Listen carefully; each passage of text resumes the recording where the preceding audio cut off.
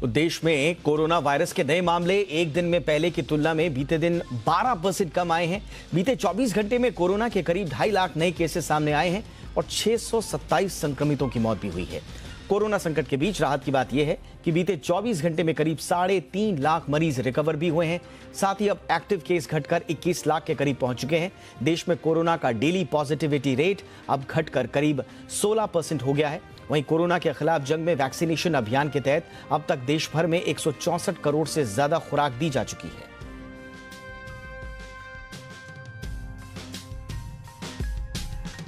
इधर दिल्ली में कोरोना के मामलों में गिरावट देखने को मिली है। यहां 24 घंटे के भीतर 4044 नए संक्रमित मरीज मिले हैं, जबकि 25 मरीजों ने इलाज के दौरान दम तोड़ दिया। वहीं 8000 से ज्यादा मरीज ठीक होकर अपने घर लौट गए हैं। दिल्ली में अब 8.60% पर पॉजिटिविटी रेट पहुंच गया। वहीं सक्रिय मामलों की बात करें तो अब यहां कुल एक्टिव केसों की संख्या 29,152 पर पहुंच गई है।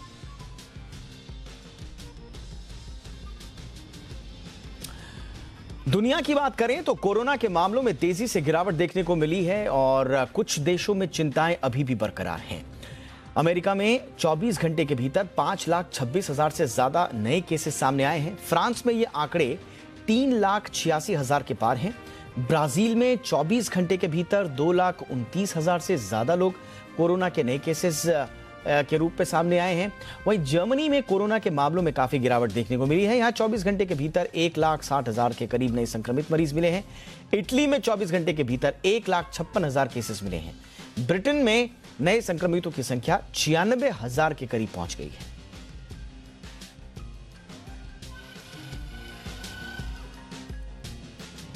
कोरोना महामारी के चलते कई राज्यों में स्कूल बंद हैं तो कुछ राज्यों में स्कूल खुल चुके हैं। स्कूल खोलने पर संचालकों और अभिभावकों के अलग अलग मत हैं।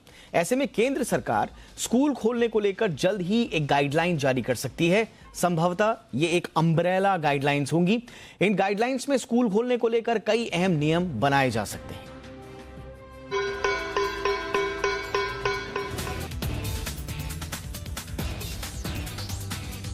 कोरोना महामारी की चिंताओं के बीच ज्यादातर राज्यों में स्कूल बंद हैं, जबकि महाराष्ट्र में स्कूल खोले जा चुके हैं। वहीं हरियाणा और उत्तर प्रदेश जैसे कई राज्य स्कूल खोलने की तैयारियां कर रहे हैं। कुछ राज्यों में बच्चों के माता-पिता स्कूल खोलने की वकालत कर रहे हैं, तो कई पेरेंट्स इसके खिलाफ हैं। स्कूल खोलने को लेकर अभी केंद्रीय स्तर पर कोई भी नियम नहीं है। ऐसे में राज्य और केंद्र सरकार दोनों स्कूल खोलने को लेकर नए प्लान पर काम कर रहे हैं। रिपोर्ट्स के मुताबिक सरकार चरणबद्ध तरीके से स्कूलों को खोलने पर विचार कर रही है। इसके लिए एक ऐसा मॉडल तैयार किया जा रहा है जिसमें कोविड नियमों को ध्यान में रखते हुए स्कूल खोले जाएंगे।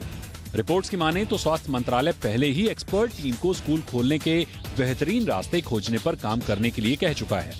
पिछले साल सितंबर-अक्टूबर में कोरोना के मामले कम होने के बाद कुछ राज्यों में स्कूल खुलने लगे थे, लेकिन जैसे ही ओमिक्रॉन के मामले सामने आए फिर से स्कूलों को बंद कर दिया गया। ऐसे में बच्चों की पढ़ाई पर ज्यादा असर पड़ रहा है, जबकि गरीब माता पिता अपने बच्चों के भविष्य को लेकर ज्यादा चिंतित हैं, क्योंकि बच्चों की ऑनलाइन क्लास के लिए ना तो उनके पास लैपटॉप है और ना ही एंड्रॉइड फोन।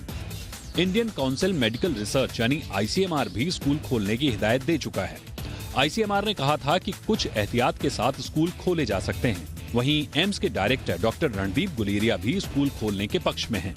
रणदीप गुलेरिया ने कहा था कि बच्चों को कोरोना का खतरा ज्यादा नहीं होता, लिहाजा स्कूल खोले जा सकते हैं। संयुक्त राष्ट्र की चिल्ड्रंस चैरिटी के मुताबिक महामारी में सबसे लास्ट में स्कूल बंद किए जाने चाहिए और सबसे पहले इन्हें खोला जाना चाहिए। संस्था के मुताबिक 2,40,00,000 बच्चे महामारी के चलते स्कूल से अलग हो जाएंगे, क्योंकि बच्चे स्कूल में पढ़ाई के अलावा कई और चीजें सीखते हैं जो उनके संपूर्ण विकास के लिए जरूरी है। विशेषज्ञों का कहना है कि कोरोना का खतरा बच्चों पर कम है। ऐसे में उनके स्कूल खोले जा सकते हैं ताकि न वो सिर्फ शिक्षा ग्रहण कर सकें बल्कि उनका सामाजिक और मानसिक विकास भी बेहतर हो सके। और अगर कोविड गाइडलाइन का पालन करते हुए स्कूल खोले जाएं तो इसका फायदा बच्चों को ही मिलेगा। ब्यूरो रिपोर्ट, जी मीडिया। तो सेंटर की ये गाइडलाइन कैसी होंगी, जो एक अम्ब्रेला गाइडलाइंस के रूप में होंगी और पूरे देश में एक समान नियम बनेंगे। कोरोना के स्कूल की जो रीओपनिंग्स होती हैं कोरोना के बाद, लॉकडाउन लगने के बाद जो स्कूल बंद होते हैं, इस पर बातचीत करने के लिए इस वक्त मेरे साथ बेहद खास मेहमान जुड़ चुके हैं। दिल्ली कोविड कमेटी के सदस्य समीर भाटी साहब हमारे साथ हैं। भाटी साहब, बहुत बहुत स्वागत है आपका। सर, क्या एक्सपेक्ट कर रहे हैं आप? अभी इस पर काम हो ही रहा है, क्या आप एक्सपेक्ट कर रहे हैं और किस तरह की गाइडलाइंस होनी चाहिए? सरकार के दिमाग में क्या होगा? क्योंकि इतने बड़े देश में एक समान गाइडलाइंस लाना, सबकी परिस्थितियां अलग अलग होती हैं और मामले वगैरह भी अलग अलग ही दिखते हैं। एक साथ तो पूरे देश में मामले घटते या बढ़ते नहीं हैं। तो फिर ये किस तरह से सरकार इन गाइडलाइंस को मूर्त रूप दे पाएगी? बिल्कुल, बिल्कुल। देखिए, अगर गाइडलाइंस की बात करें तो जो स्कूल ओपनिंग की एसओपीज़ है वो तो पहले भी बनी हुई है हमारी। जिसमें हम बात कर रहे थे कि जो 50% कैपेसिटी के साथ हमारे स्कूल्स खोलेंगे, एडिक्वेट वहाँ पर मेडिकल फैसिलिटीज़ होंगी, वेंटिलेशन का ध्यान रखा जाएगा, पेरेंट्स का कंसेंट वो जो पहले था वो अब भी रहेगा ही रहेगा। और उसके बाद गाइडलाइंस की जहाँ पर भी हम बात करते हो, निश्चित तौर पे हमारी जो भी गाइडलाइंस होगी वो साइंटिफिकली एविडेंस बेस्ड होगी। और इसमें अब हम लोगों के पास अगर पहले से बात करें तो बहुत सारे हमारे पास मतलब इनफ एविडेंस है जिनके जिनके बेसिस पे हम लोगों को डिसीजन मेकिंग में सबको काफी ज्यादा इजी होगा हमारे लिए। और इसमें पूरे सभी जो स्टेक होल्डर्स है, गवर्नमेंट की तो हम बात ही कर रहे हैं, पर जो सबसे महत्वपूर्ण हमारे स्टेक होल्डर है जिसमें पेरेंट्स और आपके बच्चे, इसके अलावा स्कूल अथॉरिटीज और स्टेट एजुकेशन और हेल्थ डिपार्टमेंट, सभी की डिसीजन और सभी की राय में गाइडलाइंस पूरी तरह से बन के और फिर उसके बाद इंप्लीमेंट होगी। बिल्कुल, आपने जैसा कहा कि प्रोटोकॉल्स तो ऑलरेडी बने हुए हैं और अपने अपने स्तर पर राज्यों ने भी बनाए हैं, केंद्र के भी हैं गाइडलाइन। तो ये जो नई गाइडलाइंस आएंगी ओपनिंग की, ये उससे अलग कैसे होंगे? इसमें कुछ और तब्दीलियों की जरूरत आप समझते हैं? हाँ, देखिए, इसमें 2 चीज़ें हैं, अब इसमें समझना ज़रूरी है। गाइडलाइंस जो पहले बनी वो बिल्कुल एकदम ठीक गाइडलाइंस है।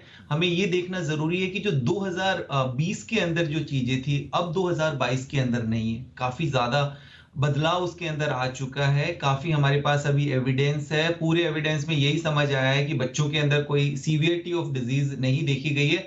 हाँ, सिर्फ ये ज़रूर है कि अब जो गाइडलाइंस आएगी उसके अंदर जो वैक्सीनेशन ड्राइव है उसके ऊपर भी और काफ़ी अधिक जोर डाला जाएगा, क्योंकि जो वैक्सीनेशन अगर हम स्टेट वाइज़ देखें तो कुछ राज्यों के अंदर, स्पेसिफिकली बड़े शहरों के अंदर काफ़ी तेज है वैक्सीनेशन ड्राइव। तो मुझे लगता है इसमें स्कूल को शामिल करना बहुत ज़्यादा ज़रूरी होगा। तो वैक्सीनेशन स्कूल्स के अंदर आई थिंक मुझे लगता है इन गाइडलाइंस के अंदर ऐड ऑन हो जाएंगी।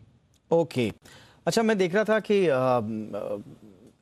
बहुत सारी सिफारिशें आ रही हैं कि भाई आप स्कूल्स को ज़्यादा दिनों तक बंद मत रखिए। इनफैक्ट महाराष्ट्र ने तो फैसला किया कि भाई हम स्कूल अब ज़्यादा दिनों तक बंद नहीं रखेंगे। बहुत सारी दिक्कतें, स्कूल का जो माहौल मिलता है वो बच्चे को नहीं मिल पाता, बच्चे की एजुकेशन जो है वो पूरी नहीं हो पा रही है, ऑनलाइन एजुकेशन जो उसको मिल भी रही है उसमें भी बहुत सारे पेंच हैं। बहुत सारे बच्चों के पास तो ऑनलाइन एक्सेस ही नहीं है, डिवाइसेस नहीं हैं। तो सर्वांगीण विकास के लिए बड़ा इंपॉर्टेंट है स्कूल खोलना।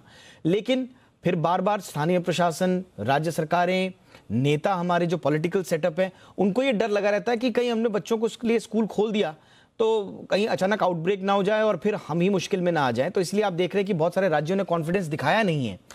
आपका क्या अनुमान है सर, ये स्कूल खुल जाने चाहिए आप? बिल्कुल, देखिए, इस चीज में एक हमें समझना बहुत जरूरी है। पेरेंट्स भी बाहर जाते हैं, बच्चे भी अभी बाहर जाते हैं, पेरेंट्स को भी, वर्किंग पेरेंट्स हैं, उनको बाहर जाना ही पड़ता है। ऑलरेडी आप ये देख के चलिए कि जो अफेक्टेड कंट्रीज थी, स्पेसिफिकली आप ओमिक्रॉन को ही ले लीजिए, साउथ अफ्रीका से शुरू हुआ। साउथ अफ्रीका में स्कूल्स खुल चुके हैं और जो अफेक्टेड कंट्रीज थे अगर उनमें हम देखें, यूके, यूएस, सब जगह स्कूल ओपन हो चुका है। और दूसरा, जैसा मैंने आपको बताया है कि स्कूल ओपनिंग और वैक्सीनेशन को हम बिल्कुल क्लब नहीं कर सकते।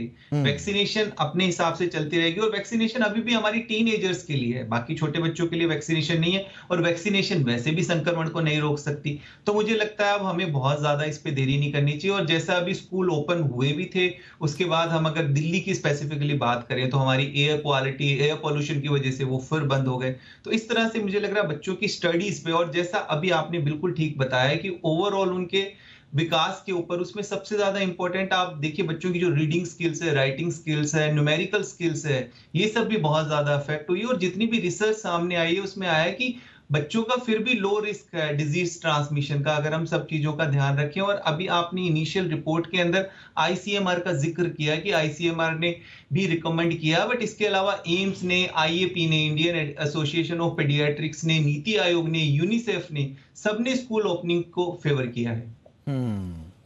अब देखिए, अब इतने सर इसमें इतनी थ्योरीज हैं, इतनी अलग अलग ऑब्जर्वेशंस हैं कि हम लोग खुद कभी कभी कंफ्यूज हो जाते हैं। अब आप देखिए, आज ही खबर आई है कोलकाता के हवाले से, जो वहाँ के जो सिटी हॉस्पिटल्स हैं वहां पर सीवियर कोविड केसेस जो बच्चों में हैं वो बढ़े हैं, थर्ड वेव में ज्यादा महसूस किए गए हैं। ऐसी खबरें हम कुछ विदेशों के कई इलाकों से सुनते हैं। तो मिलीजुली खबर आती है, किसी ने भी ये पूरी तरह से नहीं कहा है, इसको एक्सेप्ट नहीं किया है कि बच्चों के लिए ये पूरी तरह से हल्का है। बच्चों के लिए तीसरी लहर जो ओमिक्रॉन की है वो खतरनाक बताई जा रही है। तो ऐसे में किसी ठोस नतीजे पे पहुंचना स्कूल ओपनिंग्स के लिए थोड़ा मुश्किल काम तो होगा सर सबके लिए। हाँ, देखिए इसमें एक चीज समझना जरूरी है। अगर हम बच्चों की सीरो सर्वे की भी आप बात करिए, बच्चों का जब हमने बिल्कुल लॉकडाउन किया हुआ था डेल्टा वेरिएंट के समय के अंदर, तो भी जो सीरो पॉजिटिविटी आई थी, अगर ओवरऑल हम इंडिया की बात करें फोर्थ में, तो 70% के करीब बच्चे ऑलरेडी इन्फेक्ट हो गए थे। और बड़े शहरों में तो ऑलरेडी 80-90% बच्चे इन्फेक्ट हो गए थे और उनको पता भी नहीं लगा था। रही बात सीवियरिटी ऑफ डिजीज की जो आपने पूछा, देखिए इसके अंदर हम ये तो जरूर बता ही रहे हैं और ये गाइडलाइंस के अंदर भी होगा कि जो लो इम्यूनिटी वाले बच्चे हैं या जो कोमॉर्बिड वाले बच्चे हैं, उनका निश्चित तौर पर हमें विशेष ध्यान रखने की जरूरत है। बाकी अभी एक इनिशियली आप ये देखिए, दिल्ली के अंदर 1600 जो दिल्ली के पेरेंट्स हैं उन्होंने एक पिटीशन साइन की है जिसके अंदर डॉक्टर्स, पेरेंट्स, लॉयर्स ये सभी है, जिसमें उन लोगों ने बिल्कुल स्ट्रेस डाला है कि बच्चों की मेंटल हेल्थ पे और उनके सोशल आइसोलेशन की वजह से उनके ऊपर काफी सारे नेगेटिव इफेक्ट आ रहे हैं। तो दूसरा, और हमने जो गाइडलाइंस की शुरू से हम बात कर रहे हैं कि निश्चित तौर पे इस पे कंसेंट रहेगा पेरेंट्स का। और वैक्सीनेशन की जो हम बात करें, देखिए वैक्सीनेशन का उनका जो सराउंडिंग वाला माहौल है उसको हमें वैक्सीनेट करना जरूरी है, जिसमें ऑलरेडी उनके पेरेंट्स, हमारी एडल्ट पॉपुलेशन ऑलरेडी वैक्सीनेटेड हो गई है। और एल्डरली के लिए जिस तरह से हम ऑलरेडी प्रिकॉशन डोज और बूस्टर डोज और ऑलरेडी शुरू कर ही चुके हैं, टीचर, सपोर्ट स्टाफ, ये सब ऑलरेडी वैक्सीनेटेड होना चाहिए। और गाइडलाइंस में हर चीज मेंशन होगी कि बच्चों को कोई लक्षण है तो उनको स्कूल नहीं भेजना है। पेरेंट्स की लगातार ओरिएंटेशन होती रहेगी, आपकी बच्चों की ओरिएंटेशन होती रहेगी। स्कूल में जो वेंटिलेशन का जो है वो ठीक तरीके से एडिक्वेट रखा जाएगा। लंच वगैरह बच्चे आपस में शेयर नहीं करेंगे। कोई ऐसी एक्टिविटीज अलाउ नहीं होगी जिसमें बच्चों को इंटरमिंगल होना पड़े। मास्क की ऑलरेडी पॉलिसी बन चुकी है, जिस तरह से कि हमें 5 साल तक के बच्चों को मास्क अनिवार्य नहीं है। 6 साल से लेकर 11 साल तक तो बच्चे हैं, उनको अंडर सुपरविजन मास्क पहनना है। 12 साल से ऊपर के बच्चों के लिए मास्क जरूरी है। तो ये सब चीजें ऑलरेडी बन चुकी है। तो मुझे लगता है अब हमें स्कूल खोलने में देरी नहीं करनी चाहिए। बहुत बहुत शुक्रिया समीर भाटी साहब, आपने वक्त निकाला और इस महत्वपूर्ण मुद्दे पर अपना विश्लेषण दिया। आपका बहुत बहुत शुक्रिया। और आइए अब बात करते हैं इंडिया 360 की खास पेशकश, मामला क्या है।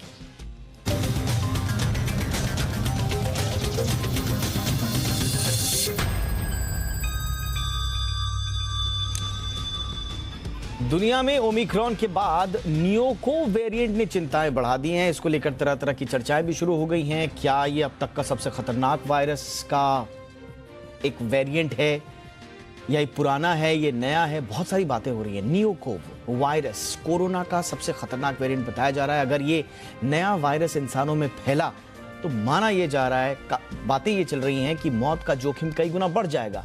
वुहान के वैज्ञानिकों के मुताबिक इस वायरस से संक्रमित होने वाले 3 में से 1 व्यक्ति की मौत हो सकती है। आखिर क्यों ऐसा वैज्ञानिक कह रहे हैं? कितना खतरनाक है ये नियोकोव और क्या वाकई में इससे इतना डरना चाहिए या फिर अभी पैनिक नहीं, सतर्क रहने की आवश्यकता है? देखिए इस रिपोर्ट में।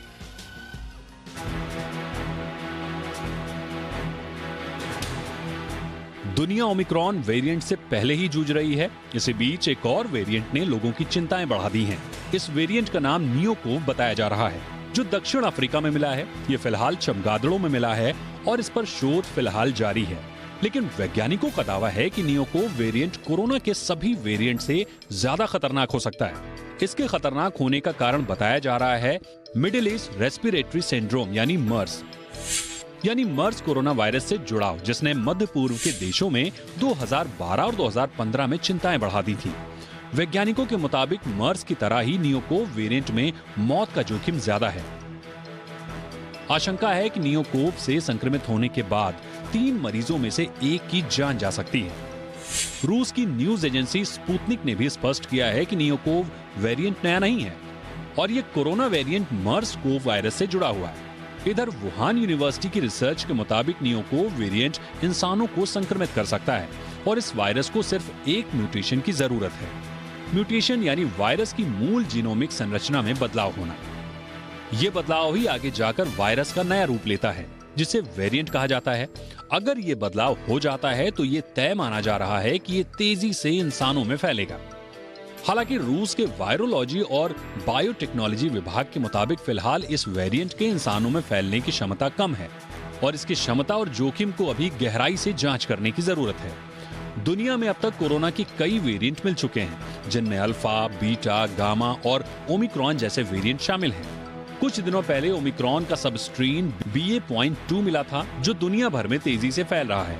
ऐसे में नियो को वेरिएंट से चिंताएं बढ़ना लाजमी है, लेकिन चूंकि अभी इस पर ज्यादा स्टडी नहीं हुई है, लिहाजा पैनिक करने से ज्यादा सतर्कता और सुरक्षा पर ज्यादा फोकस करने की जरूरत है। ब्यूरो रिपोर्ट, जी मीडिया। चलिए और अब बात करते हैं बजट की।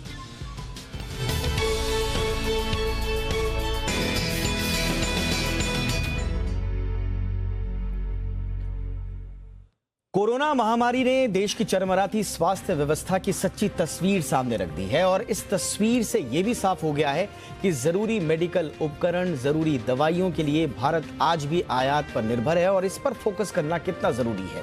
कोरोना महामारी ने देश ही नहीं, दुनिया को भी बता दिया कि फार्मा सेक्टर को मजबूत करना एक देश के लिए कितना जरूरी है। ऐसे में इस बार आम बजट से फार्मा सेक्टर को भी फोकस बढ़ाने की सरकार की ओर से उन पर पूरी उम्मीदें हैं। इस बार जरूरत है कि फार्मा सेक्टर की उन चुनौतियों से निपटने के लिए घोषणा हो जिनसे भारत आयात पर निर्भर रहता है और घरेलू मैन्युफैक्चरिंग को बढ़ावा दे।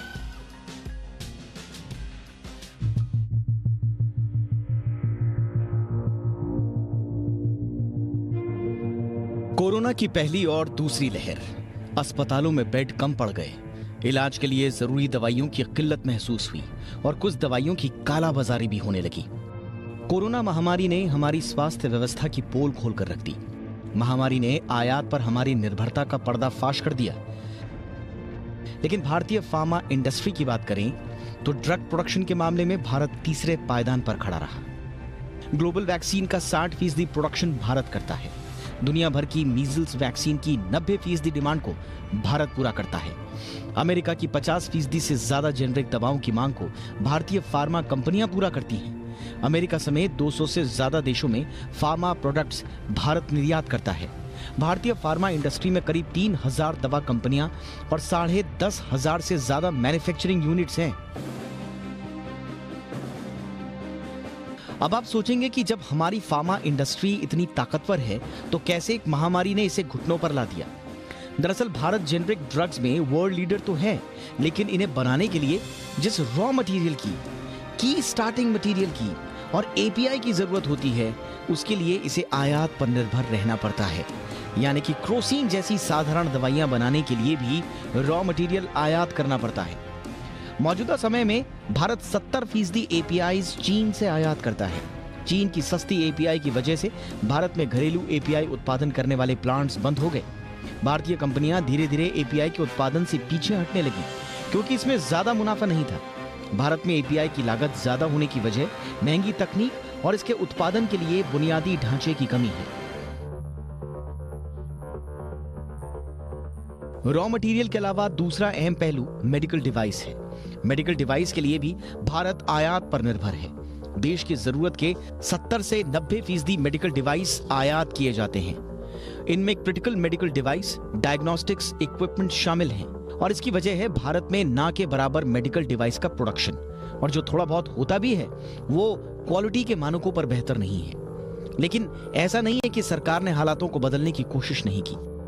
सरकार ने कच्चे माल के उत्पादन को बढ़ावा देने और एपीआई के उत्पादन के लिए वित्तीय प्रोत्साहन की शुरुआत की है। केंद्रीय कैबिनेट 3 एपीआई पार्क की घोषणा कर चुकी है। 53 एपीआई की पहचान कर चीन पर निर्भरता कम की गई है। प्रोडक्शन लिंक्ड इंसेंटिव यानी पीएलआई योजना की शुरुआत की, जिससे आयात पर निर्भरता कम हो। लेकिन करीब 35 से 40 उत्पादन क्षमता आज भी बेकार पड़ी है। इस बार के बजट से फार्मा सेक्टर को रिसर्च एंड डेवलपमेंट को प्रोत्साहन और अलग अलग दवाओं पर टैक्स छूट की उम्मीद है। भारतीय फार्मास्यूटिकल्स उत्पादकों के संगठन organisation of pharmaceutical producers of India ने मांग की है कि बजट में स्वास्थ्य क्षेत्र के लिए जीडीपी के मौजूदा 1.8% को बढ़ाकर 2.5 से 3% किया जाए। रिसर्च एंड डेवलपमेंट के लिए अलग से बजट का प्रावधान हो। दवाओं पर सीमा शुल्क को लेकर मिली छूट जारी रहे। दुर्लभ बीमारियों के लिए इनोवेटिव दवाओं पर आयात शुल्क में छूट मिले।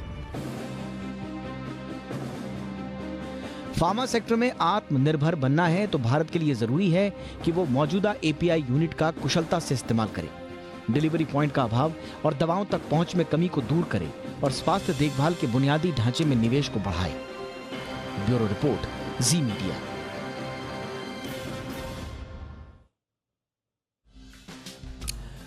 देखिए, बड़ी संभावनाओं से भरा हुआ है भारत का फार्मा सेक्टर और इसीलिए इस पर फोकस बढ़ाने की भी आवश्यकता है। कारोबारी लिहाज से भी और आम आदमी की जरूरतों के लिहाज से भी ये बड़ा इंपॉर्टेंट सेक्टर है। इस पर बातचीत करने के लिए इस वक्त मेरे साथ बेहद खास मेहमान जुड़ चुके हैं। हमारे साथ हैं गंगवाल ग्रुप ऑफ कंपनीज के मैनेजिंग डायरेक्टर अनिल जैन साहब। अनिल जी, बहुत बहुत स्वागत है आपका हमारे शो पर। सर, जैसा कि मैंने कहा कि बड़ा इंपॉर्टेंट सेक्टर है और वैल्यू की अगर हम बात करें तो $41.7 बिलियन का इंडियन फार्मास्यूटिकल सेक्टर है। अभी वॉल्यूम के हिसाब से तीसरा ग्लोबली सबसे बड़ा सेक्टर है। $63 बिलियन का शायद हो जाएगा 2024 तक और दोगुना हो जाएगा सिर्फ 6 सालों में 2030 तक $120 बिलियन का। इतना बड़ा संभावनाओं से भरा सेक्टर सर, इतना शानदार ग्रोथ इसमें, लेकिन उसके बावजूद बड़े पेन पॉइंट्स हैं सर। मैं आपसे सीधा सीधा पूछूंगा सर, इतना बड़ा सेक्टर हमारा है, आम आदमी को सस्ती दवाइयां मिलें, इसके लिए कौन कौन से पेन पॉइंट्स हैं इस सेक्टर के जिनको एड्रेस करना होगा?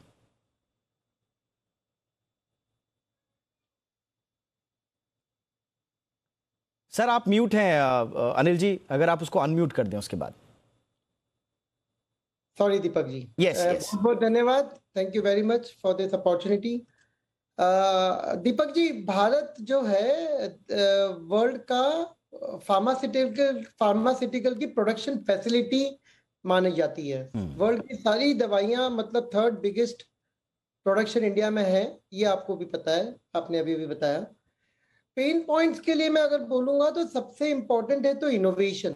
अपने यहाँ पे इनोवेशन होता ही नहीं है, कुछ भी नई चीज यहाँ पे इजाद नहीं होती है। फॉर एग्जांपल, कैंसर की सारी दवाइयां बाहर से आती है, कोई न्यू केमिकल एंटिटी नहीं बनी है यहाँ पे इंडिया में, ये बहुत बड़ा एक तकलीफ वाला काम है।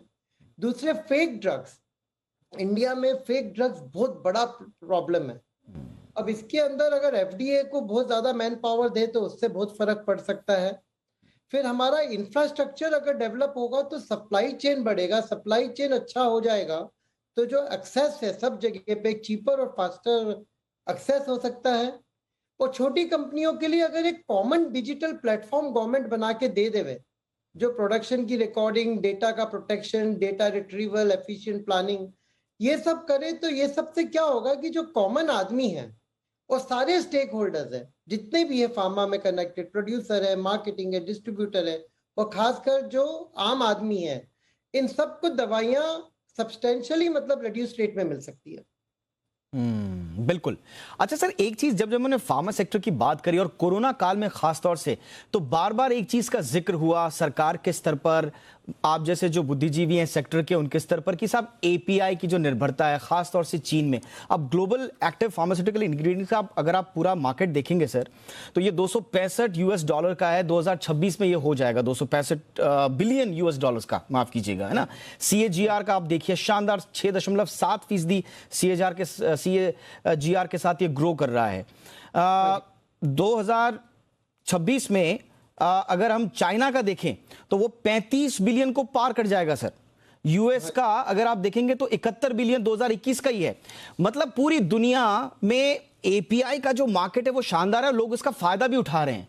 हमारे पास वो अपॉर्चुनिटीज है नहीं, बार बार हम एपीआई के मामले में पीछे छूट जाते हैं। क्या ऐसा किया जाए सर कि एपीआई पर हमारी खास तौर से चाइना पर जो निर्भरता है वो खत्म हो, हम घर में ही एपीआई बनाना शुरू करें? दीपक जी, चाइना पे निर्भरता कम करनी है ये तो एकदम आवश्यक है। सारी दुनिया, सिर्फ भारत ही नहीं, सारी दुनिया चाइना +1 स्ट्रेटेजी पे काम कर रही है फार्मास्यूटिकल्स में। तो ये एकदम निश्चित है कि चाइना के ऊपर हमारे को निर्भरता कम करनी ही पड़ेगी। इसमें कुछ चीजें जो मैंने सोचा है, क्योंकि मैं भी एक प्रोड्यूसर हूं, तो सबसे बड़ी बात जो आती है, एफ्लुएंट ट्रीटमेंट प्लांट, 2 बड़ी कॉस्ट है फार्मास्यूटिकल दवाई बनाने में। एक एफ्लुएंट का डिस्पोजल और दूसरा यूटिलिटी एंड पावर। ये 2 चीज अगर गवर्नमेंट बहुत अच्छी तरीके से सब्सिडाइज करे और बहुत अच्छा इंफ्रास्ट्रक्चर प्रोवाइड करे और रिड्यूस्ड रेट पे, तो इंडिया में चीपर दवाई बनाना बहुत बड़ा मुश्किल काम नहीं है, इसमें कोई दो राय नहीं है। फिर दूसरी एक चीज है कि यूनिवर्सिटी और इंडस्ट्री का कोलैबोरेशन, हम एजुकेशन दे भी रहे हैं पर यूनिवर्सिटी और इंडस्ट्री का कोलैबोरेशन नहीं हो रहा है। और जो इंसेंटिव्स है वो इंसेंटिव खाली एक टोकन जैसा इंसेंटिव नहीं होना चाहिए, सब्सटेंशियल होना चाहिए, तब जाके लोगों को इंटरेस्ट आवे। पैसा लगाने के लिए पैसा खूब है भारत में, बट हर कोई बिजनेसमैन चाहता है कि उसको एक प्रॉफिटेबल अपॉर्चुनिटी मिले। एंटीबायोटिक्स जैसे सबसे बड़ा इंपोर्ट है, तो मैं बोलता हूँ कि सबसे पहले एंटीबायोटिक्स के ऊपर अगर हम लोगों ने फोकस किया तो वो हो जाएगा, और शायद गवर्नमेंट कर भी रही है। और मेरा दूसरा एक चीज है कि न्यूट्रिशन, ना आप फार्मा की बात कर रहे हैं, न्यूट्रिशन भी फार्मा का ही हिस्सा है, बिल्कुल, या फार्मा न्यूट्रिशन का हिस्सा है।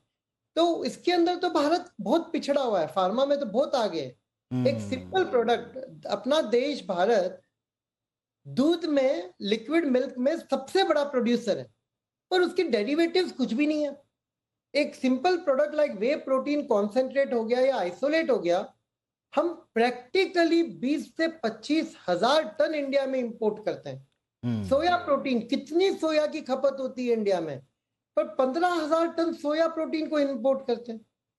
तो ये सब चीज अगर गवर्नमेंट ध्यान देवे और इसके ऊपर करे तो आई थिंक चाइना के ऊपर तो निर्भरता कम करनी भी चाहिए और हो भी जाएगी। अच्छा, ओवरऑल सर हम सब जानते हैं कि भाई स्वास्थ्य के ऊपर जो जीडीपी पर हमारा जो खर्चा है वो बहुत कम है। अगर हम कंपेयर करेंगे तो हमारे आस पड़ोस के कई ऐसे देश हैं, इनफैक्ट बांग्लादेश जैसे भी देश है जो हमसे शायद आगे हैं स्वास्थ्य पर। हमारा जीडीपी का 1.5%, 1.3 थोड़ा ऊपर नीचे हो जाता है। 2.5% का हमने लक्ष्य जरूर रखा जरूर है, लेकिन हम वहां तक पहुंच नहीं पा रहे हैं। और अब जो है सर, डिमांड ये की जा रही है कि ओवरऑल जीडीपी का खर्चा आप स्वास्थ्य पर बढ़ाइए। तो आप जो कह रहे हैं न्यूट्रिशन पे, फार्मा के पूरे इंडस्ट्री पे, हेल्थ केयर पर, अगर ओवरऑल हम जीडीपी का खर्चा बढ़ाते हैं तो सारे पेन पॉइंट्स को हम कवर कर रहे होंगे, यही आपकी एक्सपेक्टेशंस होंगी सर बजट से इस बार? तो बजट के बारे में मैं ऐसे बोलूं कि आज देखिए, आज जो पेंडेमिक चल रहा है और इसमें फार्मा कंपनियों ने, हेल्थ वर्कर्स ने जो मिलकर और सारे स्टेक होल्डर्स ने जो काम किया है वो लाजवाब है। इसमें कोई दो राय नहीं है कि फार्मा कंपनी एकदम अग्रिम होके और प्रोएक्टिवली, मुझे पता है कि कुछ फार्मा ओनर्स, कुछ रॉ मटेरियल्स नहीं मिल रहे थे तो ओनर्स, 25-25 हजार करोड़ के ओनर्स कंपनियों के, वो फोन कर रहे हैं कि कैसे, कहाँ से रॉ मटेरियल मिलेगा, ये हमको चाहिए। तो आई वुड से कि सबसे पहले तो फार्मा को, हम लोग को, ये हीरोज को, they are unsung heroes, they should be saluted, I would say। फिर बजट के एक स्ट्रॉन्ग इम्पेटस देना चाहिए सब्सिडीज, जैसे डिजिटाइजेशन का एक थ्रस्ट देना चाहिए। फिर इंफ्रा का मैं बोल चुका हूँ।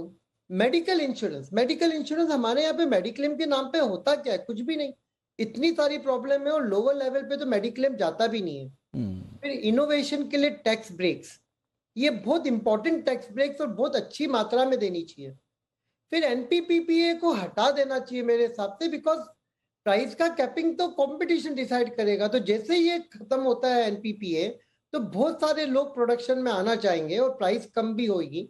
तो ये कुछ चीजें हैं जो मैं सोचता हूँ कि, और जीडीपी को अगर बढ़ा दिया, as a percentage total capital allocation ज्यादा कर दिया, तो ऑब्वियसली, और बहुत बड़ी मात्रा नहीं चाहिए, 20-25 हजार करोड़ चाहिए, which is not a big thing for India, for a country like India. इतना सा ही तो करना है खाली। बिल्कुल, और आपके पास 2 साल का तो अनुभव भी है, आपने पूरा पैंडेमिक काल देखा है। So it's a big and good opportunity अगर अगर सरकार इसमें एलोकेशन बढ़ाती है। ये वक्त की ज़रूरत भी है और मेरे ख्याल से इस देश के एक एक बाशिंदे के लिए इस वक्त सबसे आवश्यक चीज़ भी। बहुत बहुत शुक्रिया सर, न सिर्फ फार्मा बल्कि आपने पूरे हेल्थ केयर को भी कवर कर लिया। आज बहुत अच्छा लगा आपसे चर्चा करके। हम उम्मीद करते हैं कि जो भी फार्मा सेक्टर की उम्मीदें हैं इस बजट में ज़रूर पूरी हो, क्योंकि वो फिर रेप्लिकेट होंगी आम आदमी की ज़रूरतों में, तो इसलिए बड़ा इंपॉर्टेंट चीज़ होगा। बहुत बहुत शुक्रिया सर, आपने हमारे लिए वक्त निकाला। Thank you so much. चलिए आगे बढ़ते हैं। बजट में इंफ्रास्ट्रक्चर निवेश को सरकार बढ़ावा देगी, जिसका फायदा सीमेंट, स्टील समेत सभी सेक्टर्स को होगा, ये कहना है बीएसई के सीईओ आशीष चौहान का। बजट के अलावा निवेशकों और एलआईसी के आईपीओ को लेकर आशीष चौहान ने खास बातचीत की हमारे संवाददाता अनुराग शाह से। हमारे साथ खास बातचीत के लिए मौजूद है पीएससी के सीईओ आशीष चौहान। सर, ये जो इस तरह की लिस्टिंग होती है तो उससे क्या मैसेज जाता है, कितनी बड़ी गेम चेंजर लिस्टिंग होती है, और आपको क्या लगता है जो विदेशी निवेशकों का जो है भारत के अंदर और रुझान बढ़ता रहेगा? क्योंकि इस तरह की सक्सेसफुल लिस्टिंग में हम देखिए केवल $30 मिलियन जुटाना था, लेकिन बिलियंस में अट्रैक्शन दिखा। ये एक तरह से जो फार्मरोजा बॉन्ड जिसको कहते हैं वो ताइवान वगैरह से आता है। तो ताइवान भले छोटा ही देश हो, लेकिन वहाँ पर जो कैपिटल बहुत ज़्यादा अधिक अवेलेबल है, क्योंकि दे आर एक्सपोर्टिंग नेशन। तो उसकी वजह से उसके जो कायदे कानून होता है उसके लिए एक्सचेंजेस को भी वहाँ पर वो लोग अप्रूव करते हैं, और स्वाभाविक है कंपनी को भी अप्रूव करते हैं। तो ये करीब प्रक्रिया जो है 2016 से शुरू हुई थी, तो आज 2022 में पहला ट्रांजैक्शन हुआ है। एक मैं कहूँगा कि $300 मिलियन एसबीआई के लिए भी बड़ी बात नहीं है, भारत के लिए भी बड़ी बात नहीं है, लेकिन जो एक जो टेस्ट ट्रांजैक्शन में कहूँगा कि उनको भी एक अच्छा लगे, वो जो निवेशक है वहाँ से ताइवान से जो आते हैं उनको भी अच्छा लगे, और हमें भी अच्छा लगे कि जो टाइट स्प्रेड वो लोग दे रहे हैं वो अमेरिकन मार्केट में भी आज नहीं मिलने वाला है, या यूरोपियन मार्केट में भी नहीं मिलने वाला। तो एक तरह से विश्व का जो केंद्र बिंदु है वो एशिया की तरफ धीरे धीरे करके आ रहा है। उसमें से ताइवान, जापान वगैरह का एक बड़ा रोल रहेगा। देश के सबसे बड़े बैंक एसबीआई के मुताबिक आरबीआई की अगली पॉलिसी में ब्याज दरें बढ़ने की संभावना नहीं है। जी बिजनेस से एक्सक्लूसिव बातचीत में एसबीआई के चेयरमैन दिनेश कुमार खारा ने कहा कि अभी ग्रोथ को सपोर्ट की जरूरत है, ऐसे में ब्याज दरें बढ़ने की संभावना काफी कम है। उन्होंने ये भी कहा कि बजट में एसएमई और एग्रीकल्चर सेक्टर को सपोर्ट मिल सकता है। हमारे साथ खास बातचीत के लिए मौजूद है स्टेट बैंक ऑफ इंडिया के चेयरमैन दिनेश कुमार खरासरा। सर, ये जो फॉर्मोसा बॉन्ड की लिस्टिंग हुई है, कितना बड़ा आप इससे देखते हैं, कितना बड़ा गेम चेंजर होगा, और आपकी पूंजी की लागत है वो कितनी और कम होगी? देखिए, ऐसा कि हम इस फॉर्मोसा बॉन्ड को जो है काफ़ी अच्छी प्राइसिंग पर रेस कर पाए हैं। इसके लिए इंटरेस्ट जितना दिखाई दिया वो अपने आप में इस विषय में एक बड़ा हर्ष की बात है कि पूरे ग्लोब में इतना भारतवर्ष को इस तरह से देखा जा रहा है, और भारतीय स्टेट बैंक को विशेष रूप से इसके लिए $1 बिलियन से ऊपर का इंटरेस्ट दिखाया गया, जो कि जो है हम लोगों ने इसको 300 मिलियन ही रेस किया है, क्योंकि हम लोग इसको बड़े कंप्रेस मार्जिन पर रेस कर पाए हैं, T+100 बेसिस पॉइंट, जो कि अपने आप में शायद एक बहुत बड़ा माइलस्टोन है।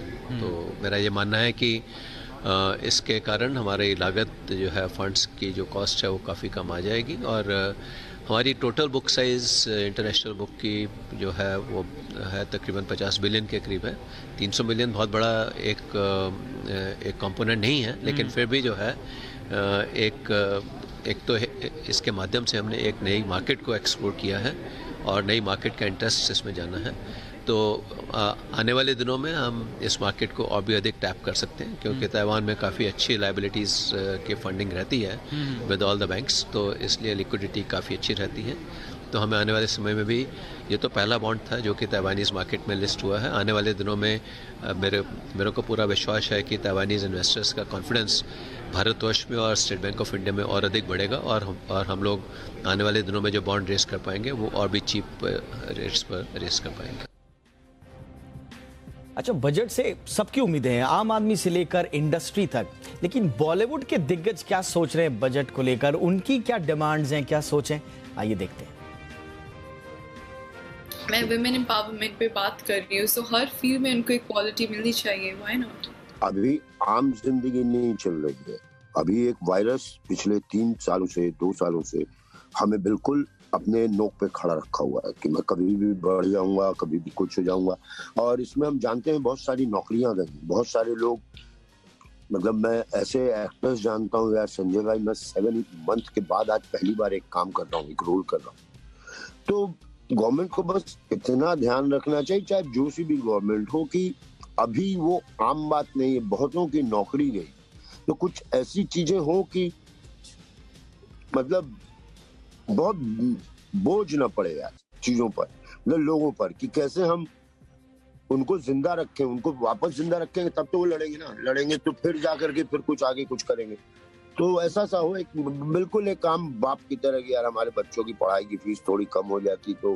देखिए, मैं ये समझता हूँ कि जब हम सरकार बनाते हैं और लीडर्स चुनते हैं, जो भी हों, अच्छे हैं, बुरे हैं, मीडियम हैं, हाँ, ये जिम्मेदारी हम उनको देते हैं कि आप पूरे देश को, पूरी सोसाइटी को देख के आप पॉलिसी बनाइए अभी लेके, क्योंकि देश का खुश रहना, खुश एनर्जी होना, पॉजिटिव एनर्जी रहना, सोचने की शक्ति होना, ताकि हर तकलीफ से हम लोग बाहर निकल सकें। तो देश, हमारे जैसे देश जिसमें 130 करोड़ लोग रहते हैं, उसका बजट बनाना बहुत ऐसा सिंपलीफाइड चीज नहीं है कि अच्छा ये होना चाहिए, चलो कर दो, खत्म करो।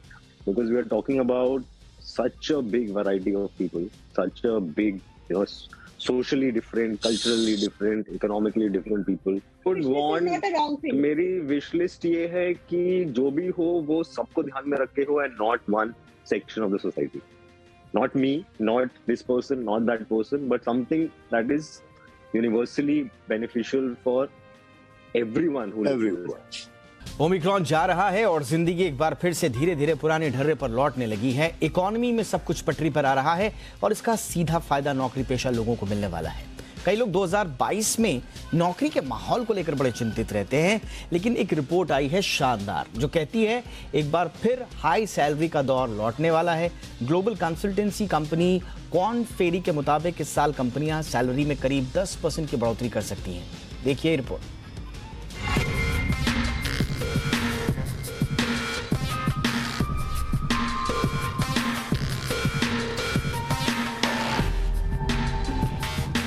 साल से उम्मीदों के मुताबिक सैलरी नहीं बढ़ने से निराश ना हो, क्योंकि इस बार आपकी सैलरी में 10% तक की बढ़ोतरी हो सकती है। कॉर्न फेरी इंडिया की रिपोर्ट बेहद उत्साहित करने वाली है। रिपोर्ट के मुताबिक कोरोना के कमजोर पड़ने के बाद कारोबारी माहौल में तेजी से बदलाव आया है। हर सेक्टर में तेजी से ग्रोथ देखने को मिल रही है। कंपनियों के फाइनेंशियल्स मजबूत हुए हैं और इसका फायदा सैलरी में बढ़ोतरी के तौर पर कर्मचारियों को भी मिल सकता है। प्री कोविड के दौर में यानी 2019 में जहां सैलरी में औसतन 9.25% की बढ़ोतरी हुई थी, 2021 में 8.4% के साथ इसमें कुछ सुधार आया, लेकिन इस साल ये बढ़कर 9.5% तक आ सकता है। सैलरी हाइक होने की वजह साफ है। कोरोना काल के बाद कंज्यूमर कॉन्फिडेंस बढ़ा है और कंपनियों के कारोबार और मुनाफे दोनों में तेजी से इजाफा हुआ है। ऐसे में कंपनियां अपने मुनाफे का एक हिस्सा सैलरी इंक्रीमेंट बास्केट में डाल रही हैं। करीब 46% कंपनियां सैलरी बढ़ाने के साथ साथ एडिशनल वेलनेस बेनिफिट देने वाली हैं। तो करीब 43% कंपनियां घर में ऑफिस सेटअप के लिए अलावेंस देने की तैयारी में है।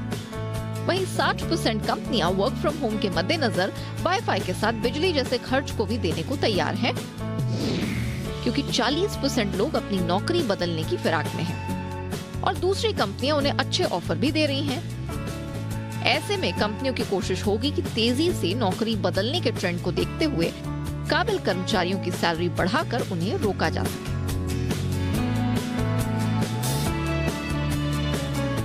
सेक्टर वाइज बात करें तो टेक कंपनियों के कर्मचारियों की मांग तेजी से बढ़ी है। रिपोर्ट के मुताबिक उनकी एवरेज सैलरी हाइक भी 10.5% से ज्यादा हो सकती है, क्योंकि यहाँ कंज्यूमर सेक्टर से जुड़ी कंपनियों में बढ़ोतरी का ये आंकड़ा 10% से थोड़ा अधिक है। लाइफ साइंस से जुड़ी कंपनियां अपने कर्मचारियों की सैलरी में 9.5% की बढ़ोतरी कर सकती हैं, तो वहीं ऑटो और केमिकल सेक्टर में ये बढ़ोतरी 9% तक हो सकती है।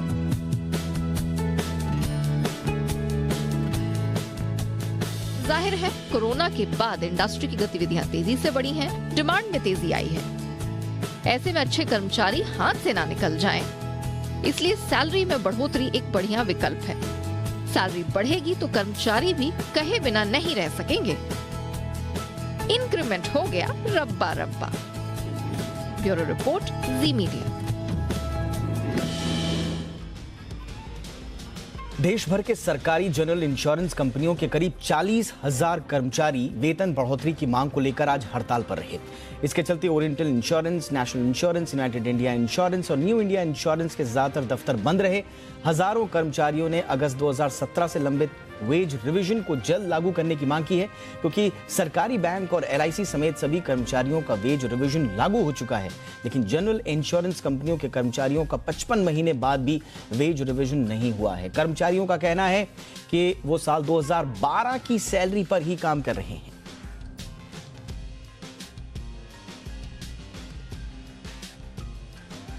और अब खबरें विधानसभा चुनाव से।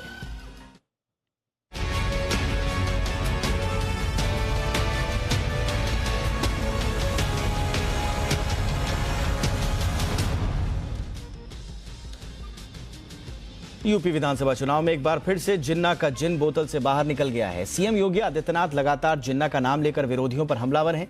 आज योगी ने एक बार फिर ट्वीट कर कहा कि वे जिन्ना के उपासक हैं और हम सरदार पटेल के पुजारी। उनको पाकिस्तान प्यारा है और हम मां भारती पर जान न्यौछावर करते हैं। योगी आदित्यनाथ के निशाने पर समाजवादी पार्टी खासतौर पर रही। मेरठ दौरे पर पहुंचे सीएम योगी ने कहा कि उनकी सरकार ने यूपी में विकास किया है।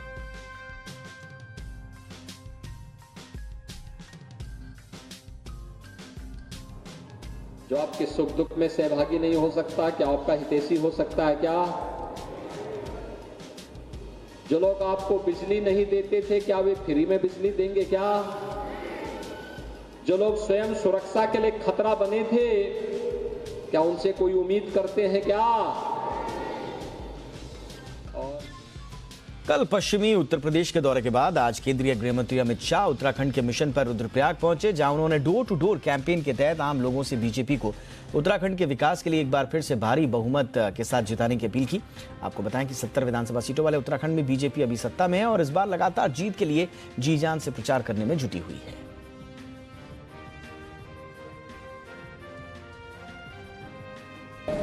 सरकार का नेतृत्व भारतीय जनता पार्टी ने हमारे युवा मुख्यमंत्री पुष्कर सिंह धामी को दिया और उनके ऊर्जावान नेतृत्व में, जोशीले नेतृत्व में भारतीय जनता पार्टी अगले 5 साल भी उत्तराखंड को विकास के चरम पर ले जाने का काम करेगी।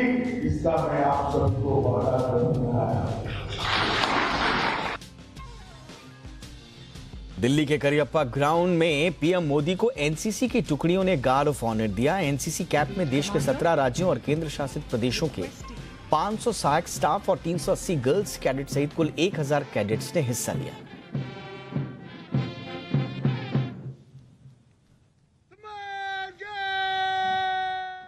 आज मां भारती भारत के युवाओं से यही आह्वान कर रही है, भूखंड बिछा, आकाश ओढ़, नए नोदक ले, मोदक प्रहार, ब्रह्मांड हथेली पर उछाल, अपने जीवन धन को निहार। आने वाले 25 साल का अमृतकाल देशभक्ति के ज्वार का है।